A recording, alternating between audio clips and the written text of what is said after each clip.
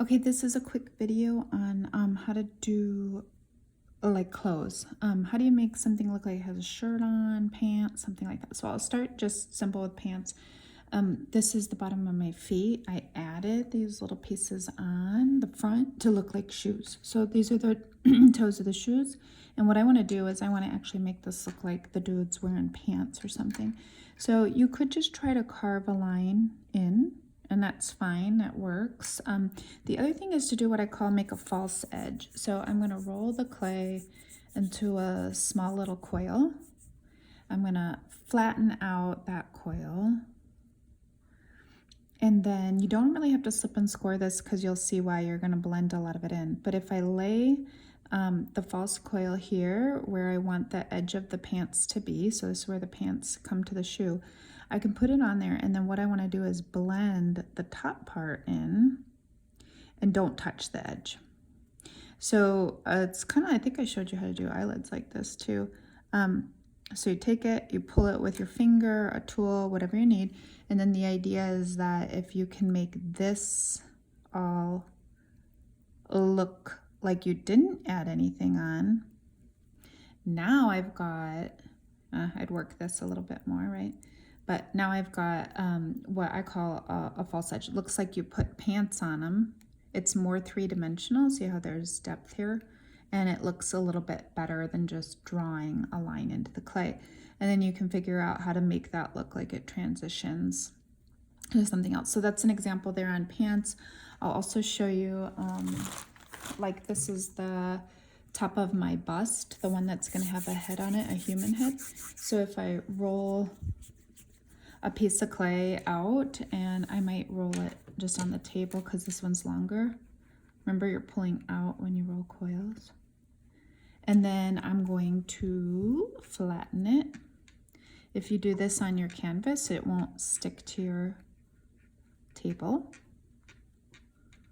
I'm kind of squeezing it, flattening it. And so for example, for this, I might decide to put a collar on here. Like, where's the collar, right? And maybe I'm going to have my sister in more of a V-neck. So I would go down to a V, up. Obviously, it's not long enough. So I'd have to do it longer or piece, another one. You lay it exactly how you want it, which it's not even. So I'm going to make it look more even. And then I'm going to blend the bottom out. Smooth it in. And it looks like she's wearing a shirt now. So you don't have to actually put big, large pieces of clay as sleeves and pant legs and things like that. All you need is that little bit of a false edge, and it will look like a sculpted detail and not like you just carved a line. And if you need to, you can come back and kind of clean it up with a tool. But the less you touch the edge, usually the better it looks. And an example of what else, you know, you can do with this, you can create, like if someone's wearing, I don't know, a jacket, pockets, all that stuff, you do it the same way. So if I put a piece here and blend over, it'll look like, it'll look like more like a button-down shirt, right? And then think of it, when we talk details, think of even things like, okay, put a button there. So I can make a little button, really little piece of clay, button. Don't just draw it in, actually add it on. So I can add a little button. And what do buttons have? They have thread that comes through it in 4 little holes. So you can really make it look, you can even add the thread a little bit.